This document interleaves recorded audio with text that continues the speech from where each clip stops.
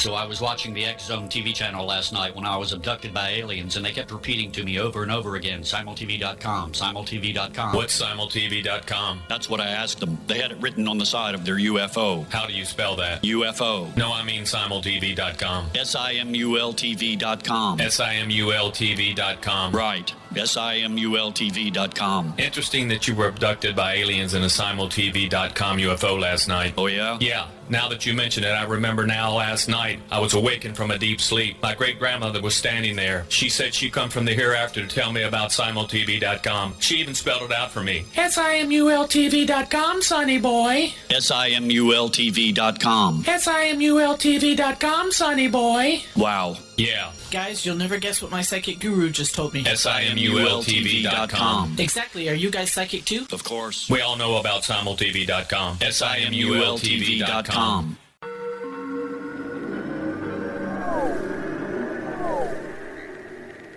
Roswell in the 21st century is a detailed re-examination of the Roswell UFO crash case. I have studied the evidence for more than 30 years, and I now put that evidence under a microscope in a cold case examination of the facts. These facts might not please everyone. They are based on my comprehensive investigation that took years to complete, but they do lead to the conclusion that whatever fell was not built on Earth.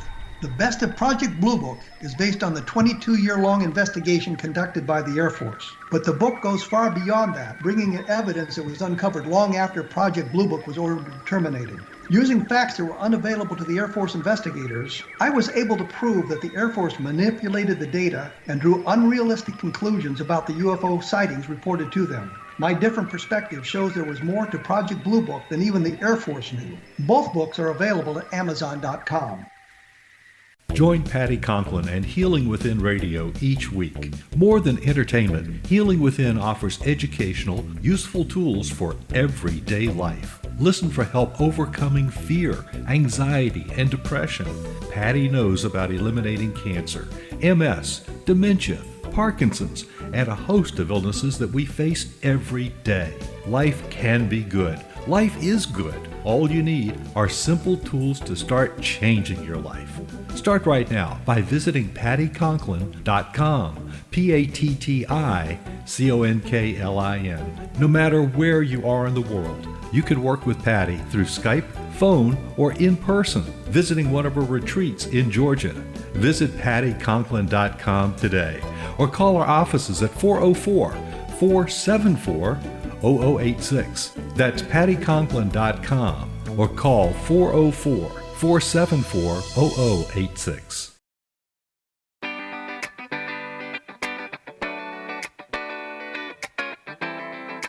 Welcome to the Connecting with Coincidence radio show with Dr. Bernie Beitman, MD, bringing together the world's synchronicity experts to help you use meaningful coincidences to develop spiritually, psychologically, and practically. For more information, put Connecting with Coincidence into your web browser to find the book, website, Psychology Today blog, YouTube channel, and Facebook page. And now, here is the host of the Connecting with Coincidence radio show, Dr. Bernie Beitman, MD. Welcome. I'm Dr. Bernie Beitman, MD, and this is Connecting with Coincidence, CC with BB. I want you to know that there's plenty of cash value to coincidences. There are many uses. Coincidences uncover hidden human capacities. Yes, they do. Psi capacities are well documented in the history of religions, and their existence is supported by solid laboratory research, but all you have to do is look at your own experience. Knowing that a certain person is calling suggests telepathy.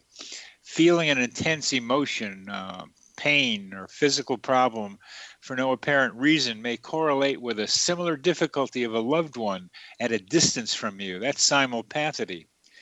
Telepathy and simulpathity suggest that we can communicate through means outside of our current conventional thinking. The many stories of people who know something is about to happen suggest that time is not only linear and that we can know the future without knowing how we know it. And some minds even interact with machines. Mine has. So coincidences are waking up humanity's superpower. They are. Our guest today is Laurence Browne, who was born in the UK in 1951 to parents living in the Far East and spent much of his childhood there, though at the age of 9 was sent to a boarding school in England. After completing secondary school, Radley College, Oxford, he came to Australia working mainly as an English teacher of English as a second language. He is married with 2 daughters and lives in suburban Brisbane. He has been interested ever since his early 20s in the possibilities of inner truth and has been a regular meditator since the 1970s. In 2009, he gave up teaching to pursue a PhD in philosophy at the University of Queensland. Now, why did he do that? He got his doctorate in 2014, and his thesis became his excellent book, The Many Faces of Coincidence. Over the past several years, he's particularly interested in the topic of coincidences in literature and has written 2 journal articles on the subject. We will be talking about his book, The Many Faces of Coincidences, and his paper, Coincidences in Fiction and Literature. You gotten into many interesting things, Laurence, but I want to start with the many faces of coincidences. It's a good book. And what are these many faces? Because you've defined 4 different forms of coincidences.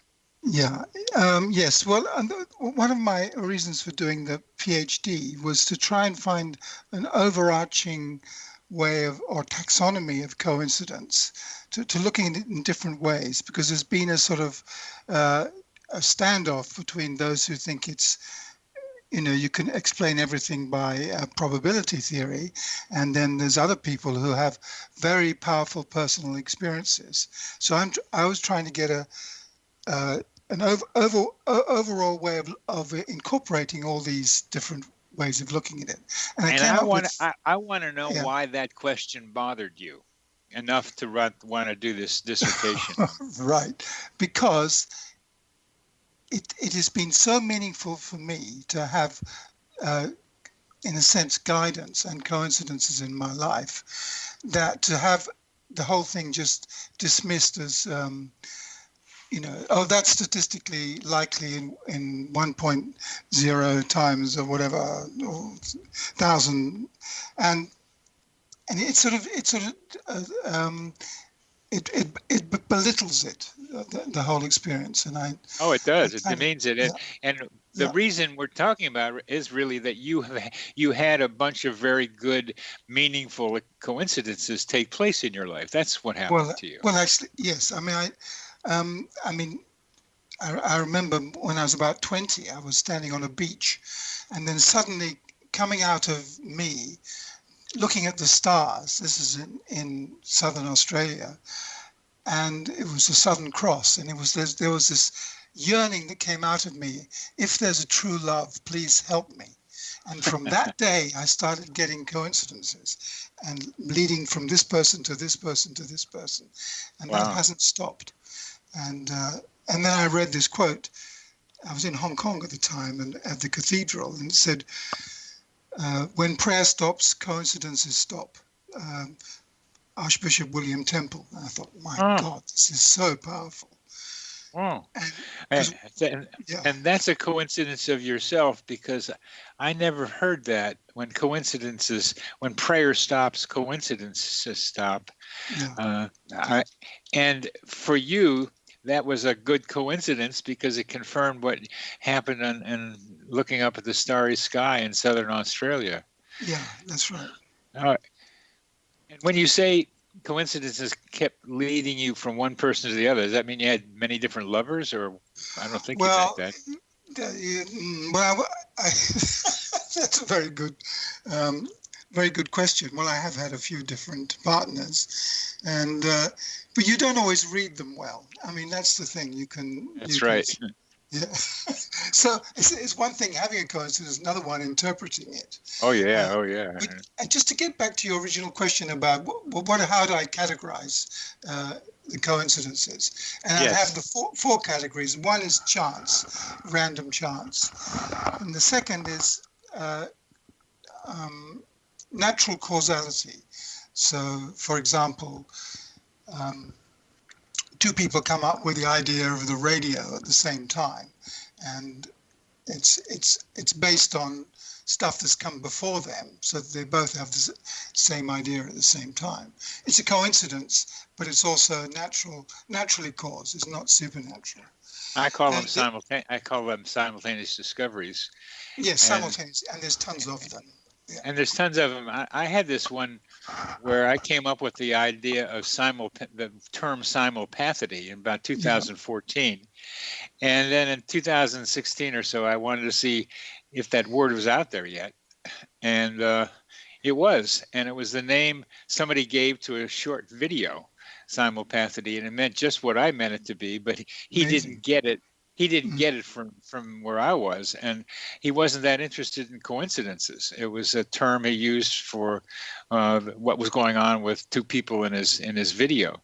So that one was a little stranger, because I think there's more than just everybody has the same information. I think there's a collective unconscious or a collective subconscious that also connects people, where there's a lot of funny ideas running around. I call it the psychosphere, but that's my way of thinking about it. So anyway, so that's natural causation. Okay, and the third one is this what I called supernatural. I first had it as paranormal, but then I couldn't stay with paranormal, because did God create the universe paranormally? You can't say that, but you can say that it was a supernatural creation. So I use that as a sort of blanket term for anything that can't be explained by natural or common ways of explaining causal situations. So, for example, there's lots of twin studies on this. There's one twin is playing football, and the other twin is in the chapels in the choir having a singing practice. And suddenly, the one having the singing practice, he goes, "Ow, my leg!" And he feels he's been kicked in the leg. And at that second, his twin brother has just been kicked in the leg on the playing field. So, that I call simulpathity. That's right. And twins are great examples of that. Show great examples of that. Yes. Yeah. So I don't think that's supernatural. Actually, I think it's natural, but it's outside normal causality. So it's given the chance. Exactly. Oh, that's just because of chance things, and Yeah. No, it's there's a psychosphere connection between twins, and that's and your fourth one. Oh, the fourth one is synchronicity. And this one is when you have a meaningful coincidence, and you have the inner and outer just align, and something within yourself and something outside just goes zing, and at that moment there is a kind of, the veil breaks, and there's a kind of unitive experience in that moment. Jung called it a rupture of time, and he said it's the same experiences as people having a mystical experience, but it may only last a split second. Yeah. Well, synchronicity has a kind of cause for Jung, but it's kind of questionable. The other three that you describe are based more on explanations. So you're pretty much categorizing by explanations, but would that be fair to say? Yes, except with the synchronicity one, you have to have the observer is necessary, whereas the other ones can be explained as an outside situation. So with synchronicity, you have to have an observer. Jung said you can have synchronicity without the observer, but that's quite complicated. And we've come to the end of this segment. We can leave that one alone for now, but that's a very good question. Yeah. You're listening to Connecting with Coincidence. I'm your host, Dr. Bernie Beitman, MD. We are talking with Laurence Browne, author of The Many Faces of Coincidence.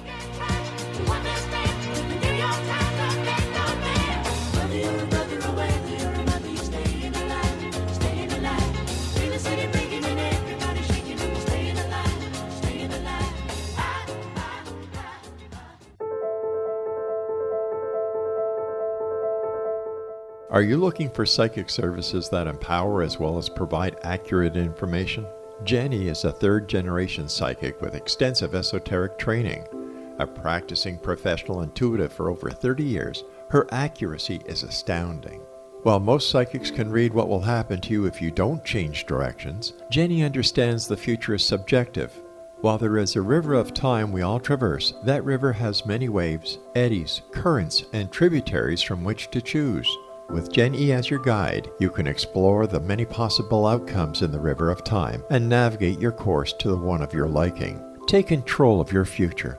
Book your life-changing session with Jenny today at www.gen-e.net.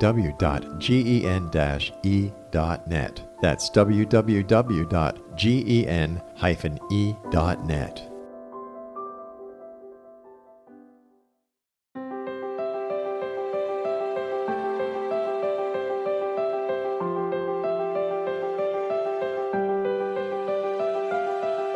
Mission Evolution is dedicated to the well-being of the planet and animals, as well as the evolution of humankind.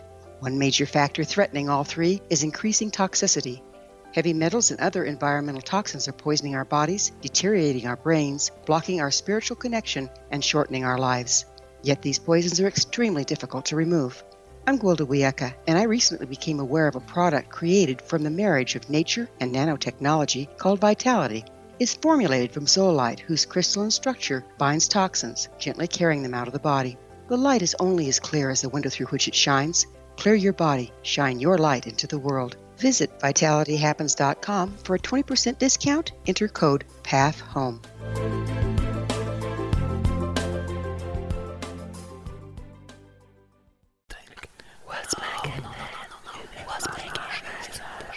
In the mid-1990s, I was approached by a young woman who believed she'd been abducted by alien creatures. In conversations, I began a journey that took me not into the world of interstellar travel, but back through time into past lives. Under hypnotic regression administered by a professional rather than describing abduction, Jenny, as she is called, begins to tell a tale of horror in 19th century London. Her unbelievable past life seems to connect with Jack the Ripper and other monsters of the past. Throughout the session, Jenny provides a rich detail of her past lives that links some of the most horrific killers in history to one another. Using the resources of a university library in the pre-internet's day, I was able to verify some of Jenny's claims. She has knowledge that wasn't readily available to a suburban housewife. Does this prove the reality of her tales? Conversations attempts to answer that and other provocative questions. Conversations is available at Amazon.com.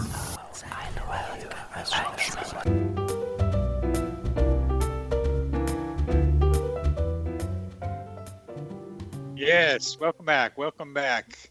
Thank you for being with us. I'm your host, Dr. Bernie Beitman, MD. This is Connecting with Coincidence.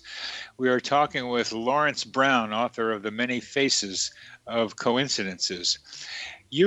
Laurence, you pretty much divided up your coincidences into the four categories by explanation, pretty much. I mean, we can talk about the differences. I've divided them up in a new book that I'm doing on coincidences by description, and I have two basic elements that become three. The two elements are mind and object, creating three forms of coincidence. Mind object, where the mind sees something that in the environment that's similar. That's synchronicity happens that way. Mind, which is telepathy, simulpathity, among other things. And thing, which is strings of coincidences. And these are neutral ways of description. That's where I'm thinking about a taxonomy, trying to describe that way. What do you think of that way of dividing things up? I think that's very interesting. The thing one is very interesting. So how would you explain that, or how would you say how that one works?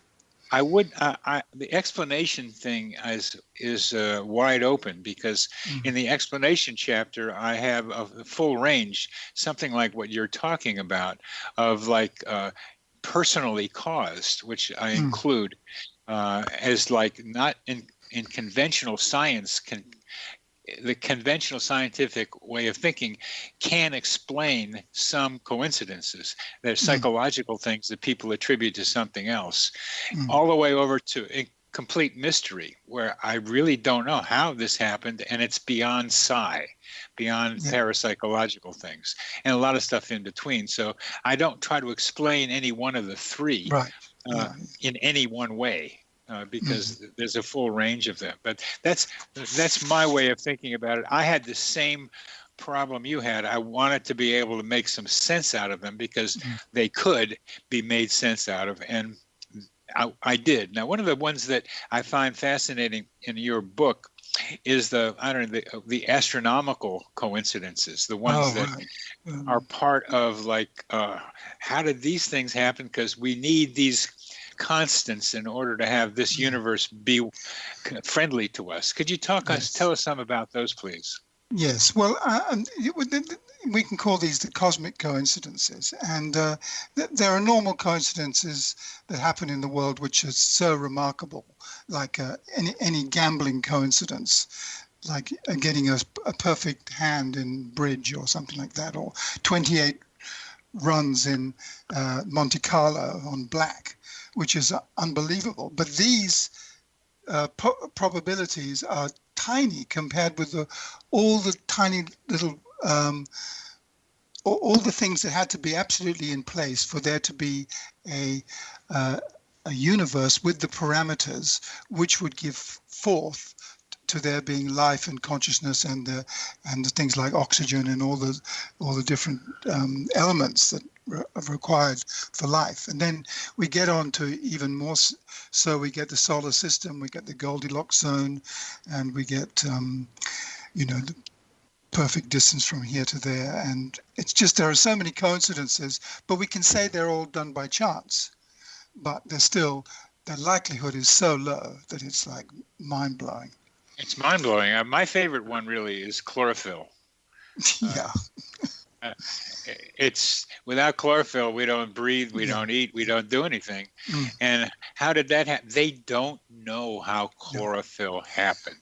They blame some primitive amoeba for it, but how did that amoeba get the enzymes that made it happen? Yeah, it's so incredible. So, I mean, I listened to your talk with David Spiegelhalter, and he said the biggest coincidence is that we're here at all. And I thought, well, that's absolutely correct.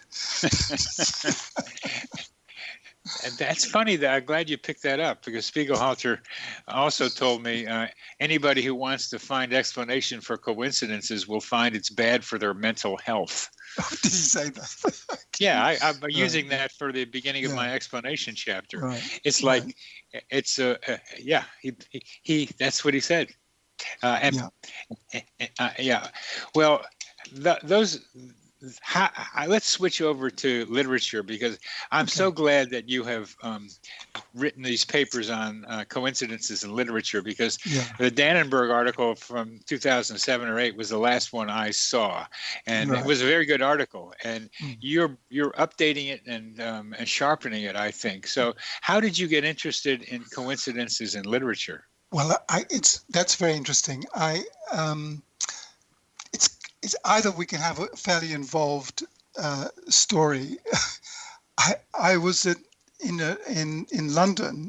Guildford in England, and looking at Dostoevsky books. I wanted to get a book of Karamazov, and this tall guy came in and said, "Choose that one," and he pointed at a particular one, and I looked at it and I said, "Did you translate it?" And he said. And he didn't say anything. He just turned and walked out. And I thought, my God, this guy's very strange. And I started looking in the book. And I'm pretty sure he was a translator. And later on, I found a friend who'd studied Russian under him. And there was a Slavonic lecture on it in a Slavonic conference in Guildford at that time, on that weekend. So I took this book and I've read it a couple of times. Then I wondered if he'd written anything else, and if he translated any other Dostoevsky's books. And then I found that he'd done The Idiot as well, and then I bought his translation of The Idiot, and on the first page there is this the two main protagonists are in a train carriage together, and Dostoevsky writes on the first page, had either of them been aware of what it was that united them, they'd have wondered how it was that pure chance had brought them face to face in a third-class compartment of the Warsaw-St. Petersburg train. And I thought, shit, I'm going to get into this stuff. Yeah. And my God, and he's absolutely full of it. But the great writers use coincidence. They don't shy away from it. And I mean, Dostoevsky absolutely uses them. And even more so is Pasternak in Dr. Zhivago, which is just bam. And so I started looking at how it works in literature. And then I went back to the legends and Greek tales and Oedipus and those old stories and fairy stories. Yeah. And all the time, it's always fate masquerading as chance. Yeah. And it so happened on that day that such and such and such and such. And this just comes right through. Now this process comes through, and then we get to the idea of providence in this sort of 19th and 18th century early novels, and one of the great novels of providence is Jane Eyre, and she has all these wonderful things happening because Jane Eyre is being looked after, so it's a reward. And then at the end of the 19th century, you start getting atheists coming in. And so the providential literature moves away and they try to bring in pure chance. So you have this sort of steady movement in how coincidences are used over time. And the last one I have in that particular essay is Coincidence by Ironmonger, who you also interviewed and I listened to. And it's like, well, he brings in the stats man, the coincidence authority, the guy who can mathematically work out every coincidence. And he gets blown away by this coincidence-prone woman. And I was very interested in your interview with John Ironmonger because he seemed skeptical. And he was kind of like more of a statistical sort of guy. But the end of his book is a pure synchronicity, which is mind-blowing and just knocks the coincidence authority out. So I felt maybe he's writing something that is going beyond his own belief system. So if he listens to this, then he can contact me. But I was surprised at how probabilistic he was in explaining his view of coincidences. He described some himself that happened to him that were pretty good coincidences. Somebody showing up with a book at the right time for him, or something like that. That made him have to question it. But when people hold fairly rigid beliefs about the world and don't want to change them, even if evidence is there. And that's what seemed he did. So he allowed himself to have a fictional character or characters that experienced a lot of coincidences and had to be at least transformed somewhat by them, but he couldn't do it himself. And I think David Spiegelhalter, who is a statistician and has collected thousands of coincidence stories on his website, having to do with being able to tolerate the uncertainty. And he's collected thousands of them. And the only one he personally could describe was it was about three things coming together during a radio show of his, and it didn't make any impression on him. But these are people who may want to know about it, but don't pay attention to it. Well, we've come to the end to the segment. We're talking with Laurence Browne, author of The Many Faces of Coincidences. I think I love you too. I'm so happy when you dance with me. I don't want to kiss or hold your hand. If it's funny, try and understand. There is really nothing else I'd rather do. How would your life change if you could develop the business and personal skills that you need in order to make more money? Do you want to learn how to achieve your big life goals faster? Then go to findhiddenmoney.com and get the Goal for It online course. The course teaches you how you can set and achieve your biggest goals while completely overcoming the roadblocks to your goals so that you can realize your dreams and imagine more success. Go to findhiddenmoney.com. If you are looking for a safe, zero-calorie natural option to the harmful artificial sweeteners on the market today, Just Like Sugar is what you're looking for. Just Like Sugar is a wonderful natural alternative for those health-conscious people who choose a calorie-restricted diet with a great, pure, sweet flavor that tastes just like sugar. Just Like Sugar is a great natural option for people suffering from diabetes and may be useful in restricted diet programs where standard sugars are not allowed and does not cause a laxative effect of some other sweeteners. Just Like Sugar comprises a perfect blend of chicory root fiber, natural calcium, natural vitamin C, and Just Like Sugar's sweetness comes from the natural flavors from the peel of the orange. Just Like Sugar is a natural alternative to harmful artificial sweeteners and will change the way that you believe all natural sweetener products taste. Just Like Sugar is available at your local Whole Foods markets, Wild Oats markets, Henry's, Sun Harvest, and many other fine natural food stores in the U.S., Canada, and worldwide. Audience, if you have seen a UFO, had a close encounter, seen a ghost, Bigfoot, lake monster, or a story that you would like to share or have investigated, contact me, Rob McConnell, by sending me your email to xzone@xzoneradiotv.com, or you can call toll-free 1-800-610-7035, extension 143, and on Skype, X-Zone Radio TV. For more information on the X-Zone Radio TV show with yours truly, Rob McConnell, visit www.xzoneradiotv.com or www.xzonetvchannel.com or simultv.com and xzbn.net.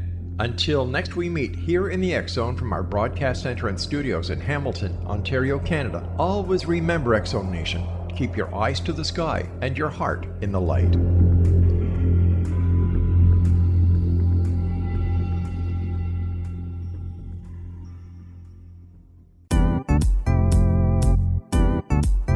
Memorable dynamic presentations are a not-so-secret weapon in the business world. Do you have a powerful message that must be shared, but you haven't found a way to deliver that message? Do you want to be known as a top public speaker who gets amazing results? Are you ready to create and deliver your powerful message? Thomas Hides can help you create and deliver your speech to get the results you desire. Visit iconquality.com.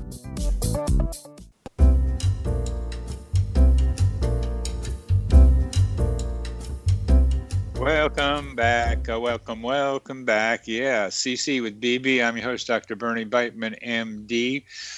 We've been talking with Laurence Browne about coincidences in literature. Are there any particular novels that have had an impact on you in terms of their use of coincidences? Yes. Dr. Zhivago. Yeah. But more recently, I reread some of Paul Gallico's Flowers for Mrs. Harris, because all novels use coincidence. No novel is without a coincidence. But how many of them use meaningful coincidence? And there are not that many.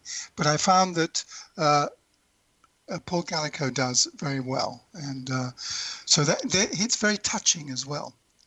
Some people say it's sentimental. But how do you differentiate between meaningful coincidences and just a coincidence? Well, okay. There is a guy called Walter MacDonald who said that every coincidence is a necessary technique in the novel, so that the person will structure the novel so that this person meets this person in chapter 3. But if he can do it and make it not look like a coincidence and it goes under the radar, then what MacDonald says, then he's created the magic of literature. And Dostoevsky, putting that quote on the first page, wham, they would have wondered if it was pure chance. And it's like already the reader, because he's such a great writer, is taken with that. So there's no synchronicity there. In that story of the two people on a third-class train having a lot to go with each other, the key thing to me in regular life is that probably happens fairly regularly, but one person has to do the odd thing, which is to somehow contact that stranger and begin the conversation. Yes, which is, Did that happen in that? On the train, well, they say he's so outrageous, Dostoevsky. He had a third person in the same carriage, who's a troublemaker who knew all about this one guy, although he'd never met him, and it just so he just sets the novel up so that you have these three important people all in the first class, and it's plausible. And then within the first two chapters, they're bumping into each other. In other places? Yeah. It said somehow they're going to this other place and the person's there, and all that kind of. So the small world coincidence starts to come in within the novel. Well, the small world is real, and I call it human GPS, where people find themselves together in the same place because they needed to be, and they didn't know how they got there. It's easy to call it random, and small world is a description, but not an explanation. No, there's one story about a woman having a dream about her husband having an affair with someone, and in the dream, she was being urged to find out more about it, and she ends up at a train station, and there's the woman, and whether to contact her or not became the question of the novel, whether to talk to her about it, which she finally did. But it's taking that step to ask. That Dostoevsky made it more complicated by having a third person in there, but making it happen by asking, by doing something. And that leads me to one of the most interesting phrases in your essay, first one, or maybe the second one. Perhaps a new category of coincidences needs to be developed to include one that incorporates both the coincidences on the page and the intentions of the author. Yes, thank you for bringing that up. I've kind of avoided doing that, but I'm going to have to do that. I don't know what you're talking categorization is very different for novels and for writers, because you have how they create the coincidence and then the coincidences within it. And I just want to say that my last one, I'm balancing out fiction and anecdote, and then so in anecdote, is there a crossover between fiction and anecdote?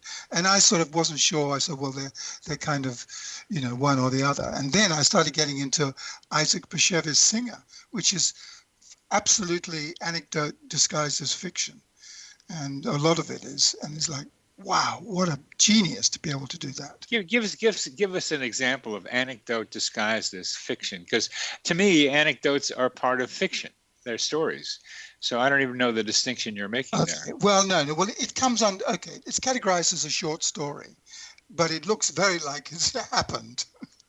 That's what I mean. Oh, it's supposed to look like it's real. Okay, it really happened. So either he's a brilliant writer or he's taking stuff from life. And one of the things that I read, that he did actually take stuff from life, a lot of people do, and I'm funny that you're making that distinction, because what I want to get to with you is how coincidences in literature reflect life, because that is so important a part of coincidences in literature, as Dostoevsky and Dr. Zhivago's author and Dickens have said, this is the nature of life, that coincidences happen all the time. And what I'm looking to find out an answer from you about, or a comment about, is when and how the coincidence on the page, which I think you mean something could be a reflection of real life, and the intentions of the author are different or overlap or somehow are related to each other.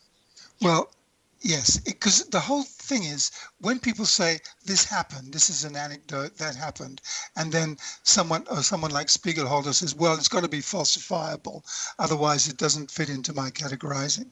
And so literature absolutely doesn't come in. But maybe there is more truth and more, more the reality of how these things operate within literature than in anecdotes.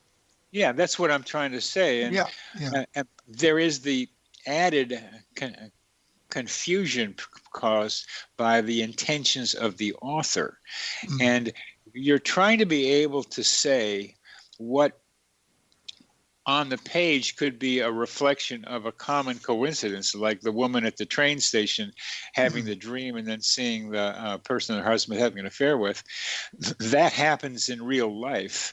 Something like that happened for Dostoevsky in the third class carriage in the train. When does the coincidence in literature overstep what could be happening in reality? I thought that's what you meant. Well, I wasn't actually. It does sometimes do that, and that's usually either deliberate by the.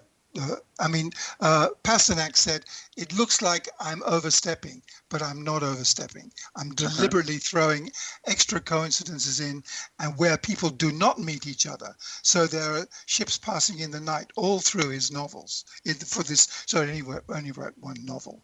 All through Dr. Zhivago, you've got people not meeting each other. So the coincidences that don't happen are there as well.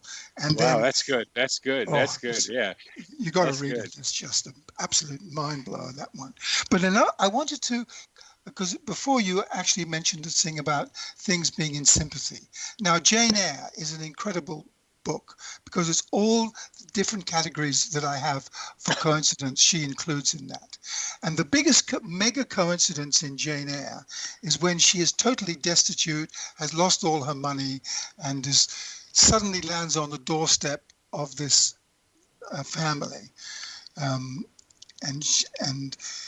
And the housemaid tells her to go away, but then the master of the house is actually watching her trying to get in, and he says, no, let her in. He happens to come home at the exact moment.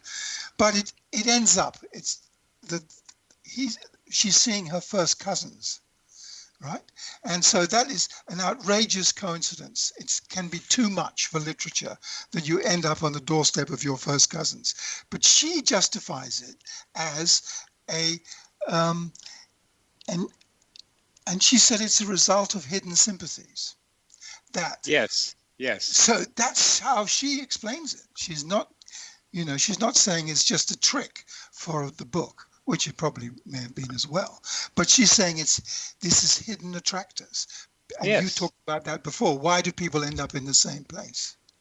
Yeah, that's what I'm looking for. How literature can reflect reality in a way that maybe people haven't quite recognized yet. Yes. And that is, I'm glad you bring up that one, because sympathy and simulpathity are the same ideas in human GPS, the same idea. The simulpathity, the GPS relies on simulpathity, that is knowing the feeling of a loved one at a distance. And the GPS part is somehow unexplained yet, finding your way to that place where that person is, that you need to be with. And so what you call sympathy covers what I am talking about with human GPS. And that's what I mean. That's exactly what I mean. So that's what I thought you might be talking about, where literature and the author's intention reflect reality and where they purposely don't. Even the Dostoevsky not having people meet, that is what happens in real life, but you don't know that's happening in real life because they didn't meet, and that's such a valuable contribution. We're coming to the end of this segment. I'm your host, Dr. Bernie Beitman, MD. We are talking with Laurence Browne, author of The Many Faces of Coincidences and delving deeply into literature and coincidences. With the stars up above in your eyes, a fantabulous night to make romance neath the cover of October skies. Yet all the leaves on the trees are falling to the sound of the breezes that blow.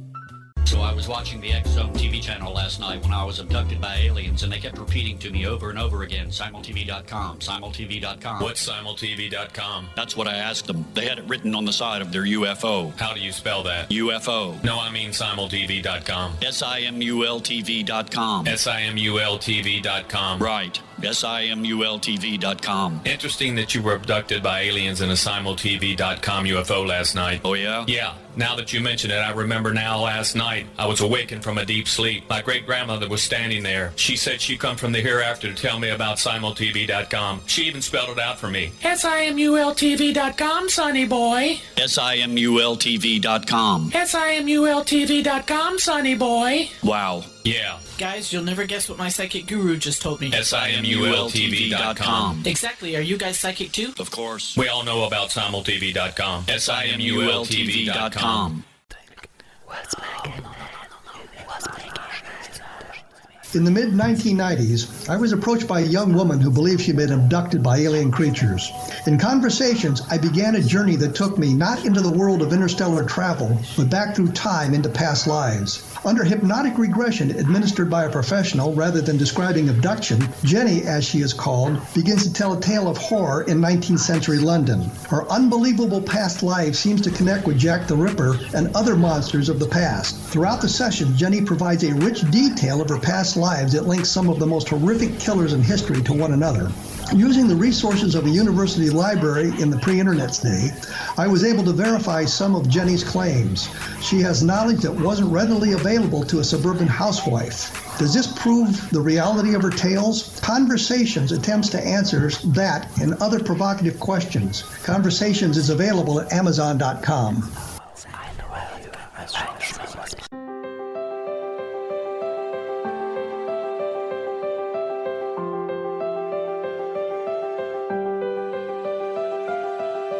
Mission Evolution is dedicated to the well-being of the planet and animals, as well as the evolution of humankind.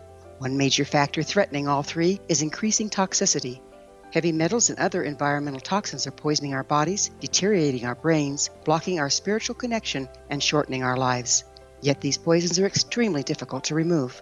I'm Gwilda Wiyaka, and I recently became aware of a product created from the marriage of nature and nanotechnology called Vitality. It's formulated from zoolite, whose crystalline structure binds toxins, gently carrying them out of the body. The light is only as clear as the window through which it shines. Clear your body, shine your light into the world. Visit vitalityhappens.com for a 20% discount. Enter code PATHHOME.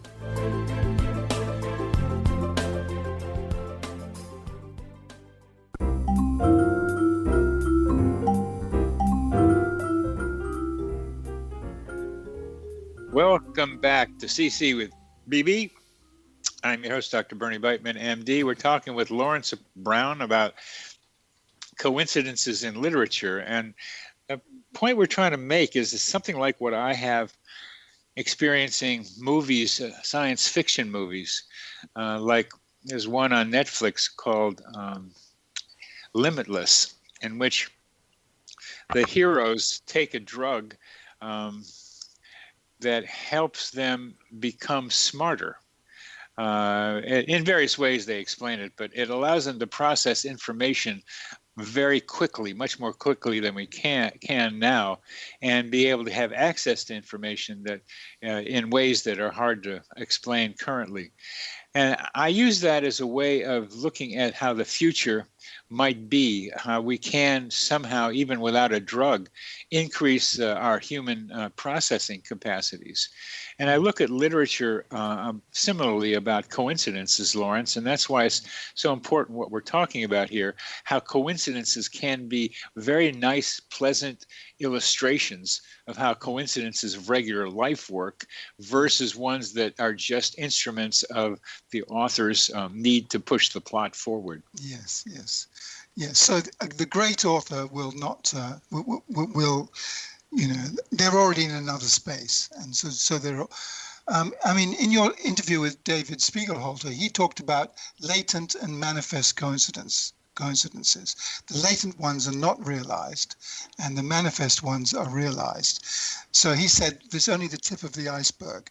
And that's the same as what Camera said. Paul Camera said that it's the tip of an iceberg of things being linked.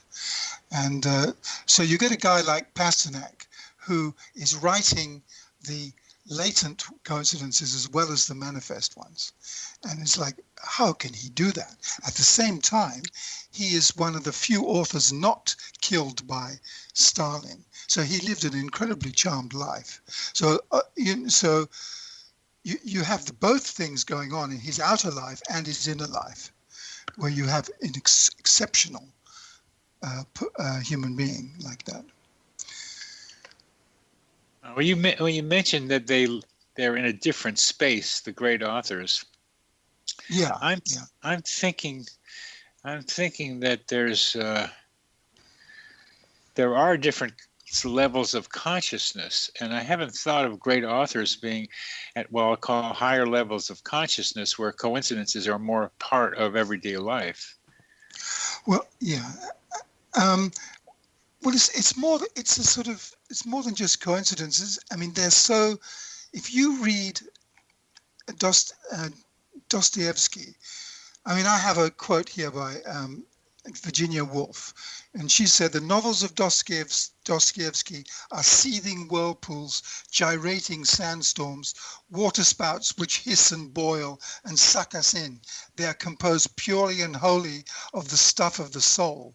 Against our wills, we are drawn in, whirled around, blinded, suffocated, and at the same time filled with a giddy rapture. Wow. And he's doing this absolutely with coincidence the whole time. So it's just squeezed like an accordion, the squeeze box. Wow. And Well, this is a way you're saying that with my cluing into coincidences and yours as well, that you get into a level of consciousness that the author is probably living in, and that somehow we get to experience. So in a way, these books turn out to be psychedelic-like. Well, they are, and the trouble with Dostoevsky, particularly something like The Idiot. Actually, my mother told me that her brother, he said he doesn't read books. He read The Idiot, and he was so depressed by it, he decided never to read another book. Wow. And I've only got halfway through it because I know it's going to go downhill. Because Dostoevsky was absolutely, he's totally writing from his fevered being. And some of the dialogues in Karamazov are so amazing. It's like, how can anybody actually speak like this? And you have to read it to experience it. You've read a lot, and the Paul Gallico's coincidences are kind of lengthy to tell. But I wonder if you could, just in the remaining time, just tell us some stories from your literature reading that our audience might enjoy hearing and learn something from. Okay. I got so many possible choices. We'll just take a very simple short story of Paul Gallico called The Small Miracle. And I had a synchronicity because he wrote The Small Miracle, and then there are a whole series of books called Small Miracle. And so I thought, they probably pinched the title of their book from Gallico's story. But Gallico's Small Miracle short story is about a boy in Italy after the war, and he's 10 years old. His parents have been killed in the war, and he has only his donkey, and the donkey gets ill, and he made money by the donkey carrying things around and getting paid.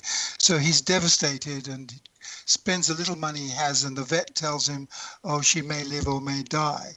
And because they live in Assisi, the boy thinks, I'll take him into see St. Francis, who is in the basilica, buried in the basilica. And then he's told, well, you can't take an animal in there. And so he's devastated. And to cut along, there's a nice father who sort of encourages him. And he said, who can I go who's higher than the bishop and get permission from? Well, you have to go to the Pope. So he hitchhikes to Rome, and he has a tiny little bit of money left, and he can't get past the Swiss guard. But then he has this bunch of flowers and a little note, and somehow the Swiss guard can't throw it away. So he gives it to the next person, the next person, the next person, and the little boy ends up talking to the Pope. And the Pope's secretary writes a letter saying he has to be able to go in with the donkey. And there's a hidden entrance downstairs, which the nice priest has told the boy about.